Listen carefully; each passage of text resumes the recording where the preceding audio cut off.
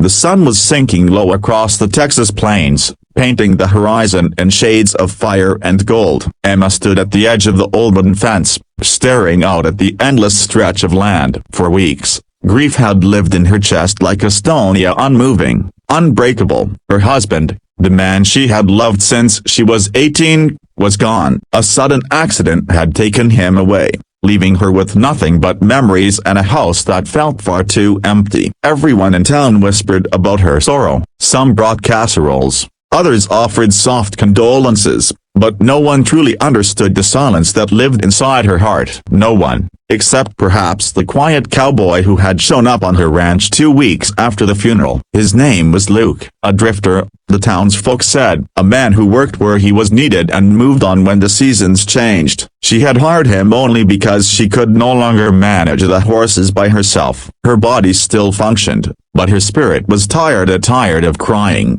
tired of pretending, tired of living without her husband. At first, she thought Luke was just like every other cowboy who passed through. Broad shoulders, dusty boots, a hat that shaded sharp blue eyes. He was polite but distant, speaking only when work demanded it. He carried himself with a kind of patience, as though time itself bent around him. And though Emma didn't admit it, his presence steadied her. One evening, she found herself watching him saddle a horse. His hands moved with quiet strength, every gesture precise, every knot tied with care. She hadn't realized she was staring until he looked up, catching her eyes. She quickly turned away, her cheeks burning with guilt. "You should ride again," he said softly, his voice carrying across the stable. Emma froze. "I can't." "You can," Luke replied. "You're stronger than you think." Those words lingered in her chest long after he walked away. Days passed, and Luke kept working, fixing fences,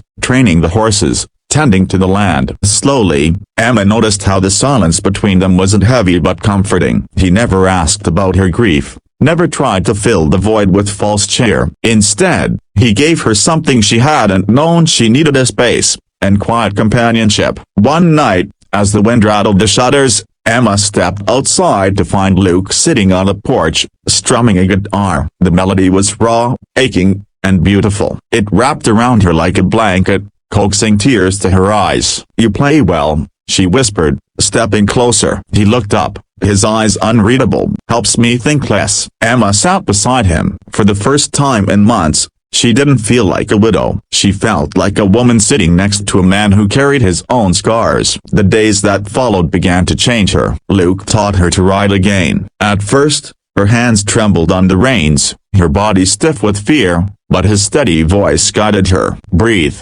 Emma. Trust yourself." Slowly, she felt the horse respond, and for the first time since her husband's death, she laughed. The sound startled her up. It was a laugh she thought had been buried forever. Luke smiled, a rare, soft smile that made her heart flutter in ways she didn't want to name. But one evening, after they finished feeding the horses, something shifted. She had been carrying a bucket of water when she stumbled. Luke caught her, his arms firm around her waist. Their eyes locked, and the air grew thick. Emma's breath hitched as she realized how close they were. His touch was warm, steady, and it made the stone in her chest crack, just a little. "Yeah, thank you," she stammered, stepping back. But Luke didn't let go immediately. His gaze searched hers, as though he could see the grief buried deep inside. Then, with a gentleness that undid her completely, he leaned down and kissed her. The kiss was not urgent, not wild, yet it was steady, patient, and full of a quiet strength that reached inside her broken soul. It was as though his lips whispered promises she didn't know she longed for. "You're still alive, you're still here, and you're still worthy of love."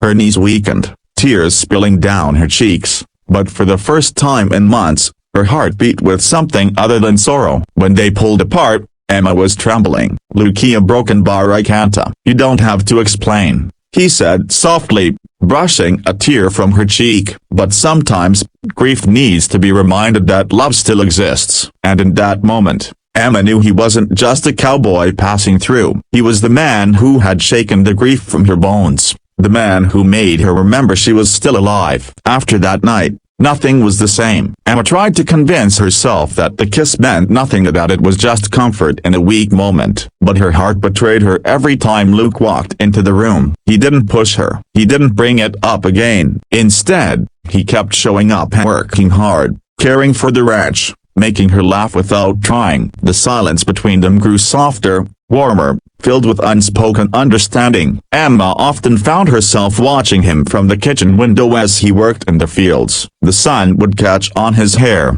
and for a moment, she could almost believe the world had given her another chance. One evening, she finally gathered the courage to speak. "Luke," she began, her voice trembling, "why are you still here? You could have moved on by now." He looked at her, long and steady. "Because I don't think I was meant to move on this time." Her heart stuttered. "You don't even know me." "I know enough," he said quietly. "I know you're strong, even when you don't feel it. I know you've carried more pain than anyone should, and you still stand tall. And I know that when you laugh, it sounds like the world healing itself." Tears welled in her eyes. No one had ever spoken to her like that, and not even her late husband. "Lucia broken bar. I'm afraid," she admitted. "Afraid that if I let myself feel again, I'll lose it all again." He stepped closer, his hand brushing against hers. "Ma, love doesn't erase grief. It just teaches you how to carry it without breaking. I can't promise forever, but I can promise today, and maybe